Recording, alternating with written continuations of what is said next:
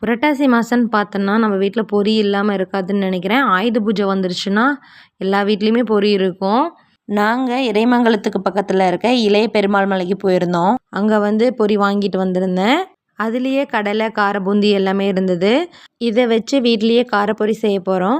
அது எப்படின்னு பார்த்தீங்கன்னா, ஒரு பெரிய வெங்காயத்தை நறுக்கி எடுத்துக்கிட்டேன், ஒரு கேரட்டை திருவி எடுத்துக்கிட்டேன், அப்புறம் சிறிதளவு மல்லி இலை இதெல்லாம் எடுத்துக்கிட்டேன்.